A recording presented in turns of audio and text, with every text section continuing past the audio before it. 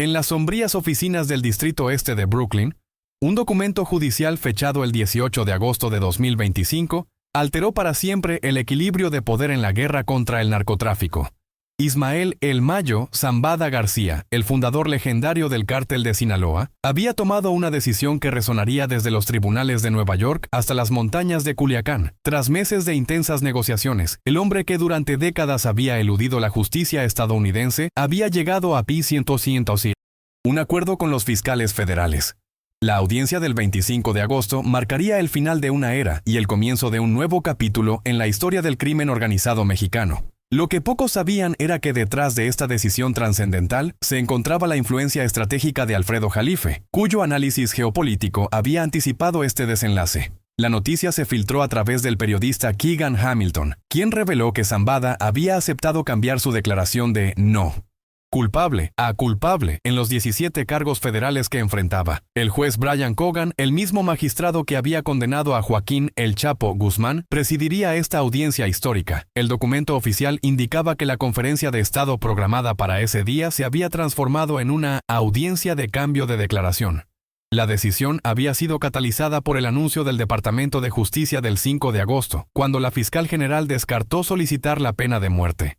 Para Zambada, este factor determinante había abierto las puertas a las negociaciones que ahora culminaban en este acuerdo sin precedentes. Los 17 cargos federales contra Zambada abarcaban una gama devastadora de delitos: narcotráfico, portación y distribución de armas de fuego, lavado de dinero y delincuencia organizada. Entre las acusaciones más graves se encontraba su presunta participación en el asesinato del agente de la DEA, Enrique Kiki Camarena, en 1985, un crimen que había marcado la relación entre México y Estados Unidos durante décadas.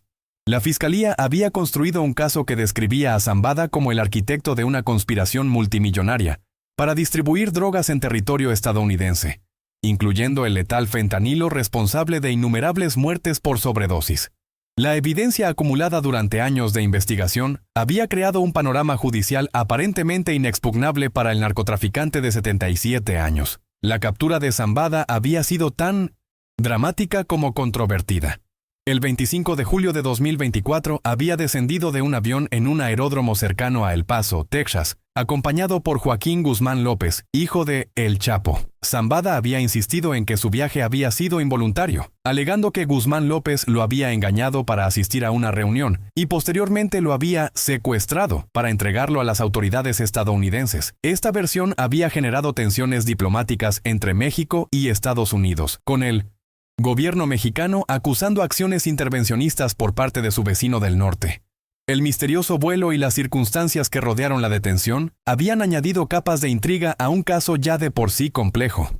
Las primeras semanas tras su detención habían sido cruciales para determinar el destino de Zambada. Inicialmente procesado en Texas, su caso había sido trasladado el 13 de septiembre de 2024 a Nueva York, donde enfrentaba cargos más graves en la Corte del Distrito Este de 1900, Brooklyn. Durante su comparecencia inicial, Zambada se había declarado no culpable de todos los cargos, estableciendo el escenario para lo que parecía ser un juicio prolongado y mediático. Sin embargo, la amenaza de la pena de muerte había pesado como una espada de Damocles sobre todo el proceso. En febrero de 2025, Zambada había llegado al extremo de escribir al gobierno mexicano, solicitando su repatriación para evitar una posible condena capital. Una carta que evidenciaba la desesperación de Sinos, un hombre acostumbrado al poder absoluto. El factor determinante había llegado con el anuncio del 5 de agosto de 2025. El Departamento de Justicia había notificado oficialmente que no buscaría la pena de muerte para Zambada, una decisión que también beneficiaba a otros capos como Rafael Caro Quintero y Vicente Carrillo Fuentes. Esta decisión estratégica había sido el resultado de un análisis de probabilidades por parte de la Fiscalía, cuyo objetivo era garantizar un proceso judicial eficiente, sin prolongar innecesariamente los procedimientos. La exclusión de la pena capital había eliminado el principal obstáculo para las negociaciones, permitiendo que tanto la defensa como la fiscalía exploraran alternativas que beneficiaran a ambas partes sin comprometer la integridad del sistema judicial. Las negociaciones subsecuentes habían sido intensas y meticulosas. Los abogados de Zambada habían trabajado incansablemente para proteger los intereses de su cliente, mientras que los fiscales federales habían buscado asegurar una resolución que estableciera un precedente claro en la lucha contra el narcotráfico transnacional. El acuerdo final había representado un equilibrio delicado entre la búsqueda de justicia y la pragmática necesidad de cerrar un caso que había consumido recursos significativos durante meses. La decisión de Zambada de aceptar su culpabilidad había sido motivada no solo por la eliminación de la pena de muerte, sino también por la comprensión de que un juicio prolongado podría resultar en una condena aún más severa. El contexto familiar había añadido otra dimensión a la decisión de Zambada. Su hijo, Ismael Zambada Siqueiros, alias Mayito Flaco, había asumido el control de la Malliza tras la captura de su padre, enfrentando una guerra interna con Los Chapitos, la facción liderada por los hermanos Iván Archibaldo y Jesús Alfredo Guzmán Salazar. Esta guerra fratricida había destrozado comunidades enteras en Sinaloa, convirtiendo a Culiacán y el Triángulo Dorado en campos de batalla. La declaración de culpabilidad de Zambada podría ser vista como un intento de proteger a su familia y su organización de consecuencias aún más devastadoras, estableciendo un precedente para futuras negociaciones con las autoridades estadounidenses. La influencia de Alfredo Jalife en este proceso había sido sutil pero significativa. Como analista geopolítico reconocido, Jalife había anticipado que la captura de figuras como Zambada formaría parte de una estrategia más amplia de Estados Unidos para reconfigurar el panorama del narcotráfico mexicano. Sus análisis habían sugerido que Washington buscaba no solo desmantelar las estructuras criminales existentes, sino también establecer nuevos marcos de cooperación judicial que fortalecieran su influencia en la región. La declaración de culpabilidad de Zambada validaba estas predicciones, demostrando cómo las presiones geopolíticas podían traducirse en decisiones judiciales concretas que alteraban el equilibrio de poder en el crimen organizado transnacional. El 25 de agosto de 2025 se perfilaba como una fecha histórica en los anales de la justicia estadounidense. A las 12:00 horas, hora local de Nueva York, Zambada comparecería ante el juez Brian Cogan para formalizar su declaración de culpabilidad. Este momento representaría no solo el final de la carrera criminal de uno de los narcotraficantes más influyentes de las últimas décadas, sino también el comienzo de una nueva era en la relación judicial entre México y Estados Unidos. La audiencia sería transmitida a nivel internacional, convirtiéndose en un símbolo de que incluso los criminales más poderosos no estaban por encima de la ley cuando se enfrentaban a la determinación coordinada de los sistemas judiciales internacionales. Las implicaciones de este acuerdo se extendían mucho más allá del destino personal de Zambada.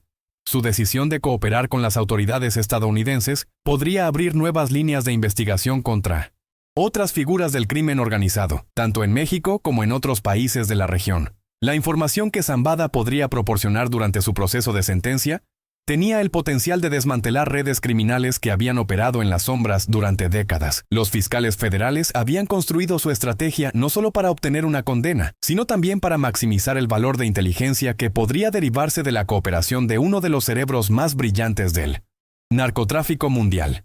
El caso de Zambada también establecía un precedente para otros líderes criminales actualmente en custodia estadounidense.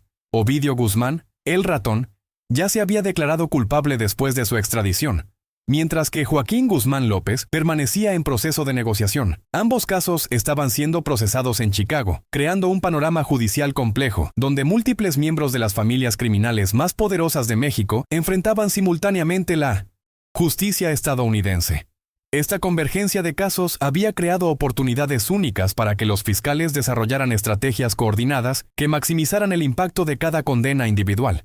La guerra interna en Sinaloa había proporcionado un contexto adicional que había influido en la decisión de Zambada. Desde su captura, la Malliza y los Chapitos se habían enfrentado en una serie de conflictos violentos que habían desestabilizado la región. Los enfrentamientos habían resultado en decenas de muertes y habían forzado el desplazamiento de familias enteras en comunidades rurales. La declaración de culpabilidad de Zambada podría ser interpretada como un intento de enviar un mensaje de estabilidad a sus seguidores, sugiriendo que la cooperación con las autoridades era preferible a una guerra prolongada, que solo traería más sufrimiento a las comunidades afectadas. El papel de la diplomacia estadounidense en este proceso no podía ser subestimado. La administración de Washington había invertido recursos significativos en fortalecer la cooperación judicial con México, reconociendo que la lucha contra el narcotráfico requería un enfoque coordinado que trascendiera las fronteras nacionales. La declaración de culpabilidad de Zambada representaba un triunfo para esta estrategia, demostrando que la presión diplomática sostenida podía producir resultados tangibles en la lucha contra el crimen organizado. Las relaciones bilaterales habían pasado por momentos tensos durante la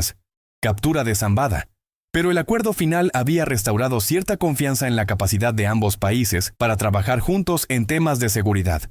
La dimensión internacional del caso había atraído la atención de analistas de todo el mundo.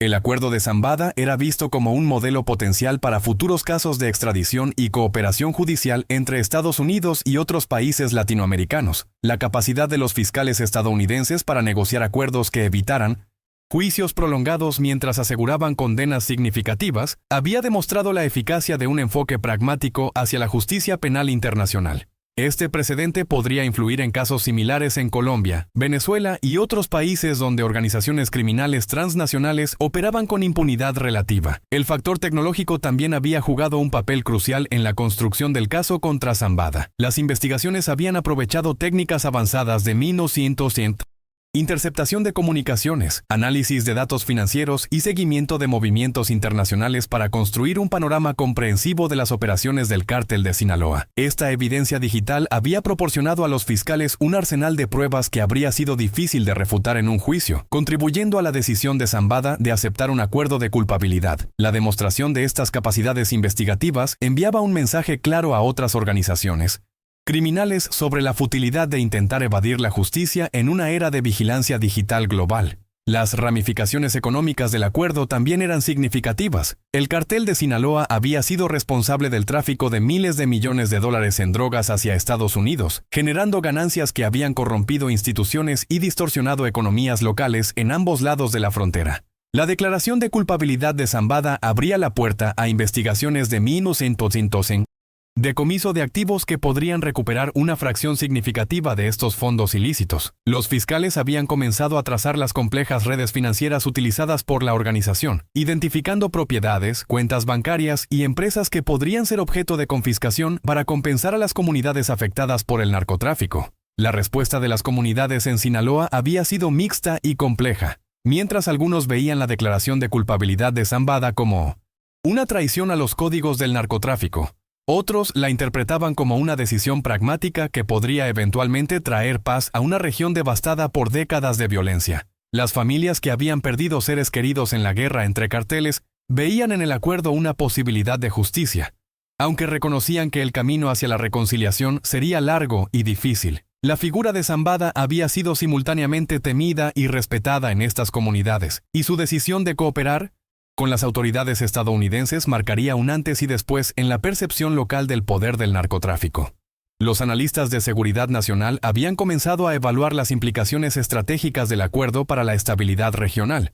La eliminación de Zambada como factor activo en el panorama criminal podría crear oportunidades para que organizaciones rivales expandieran sus operaciones, potencialmente desestabilizando el equilibrio de poder que había mantenido cierta predictibilidad en los patrones de violencia. Al mismo tiempo, la demostración de que incluso los líderes más poderosos podían ser llevados ante la justicia enviaba un mensaje disuasorio a otros actores criminales que podrían estar considerando expandir sus operaciones hacia territorio estadounidense. La cobertura mediática del caso había transformado a Zambada en una figura casi mítica, representando tanto la capacidad destructiva del narcotráfico como la persistencia de la justicia estadounidense. Los medios internacionales habían seguido cada desarrollo del caso con intensidad, reconociendo que el desenlace tendría implicaciones que se extenderían mucho más allá de las fronteras de México y Estados Unidos. La narrativa había capturado la imaginación del público, ofreciendo un vistazo raro al funcionamiento interno de uno de los carteles más sofisticados del mundo y a los mecanismos judiciales diseñados para combatirlo. El papel de la familia Zambada en las negociaciones había sido otro factor crucial.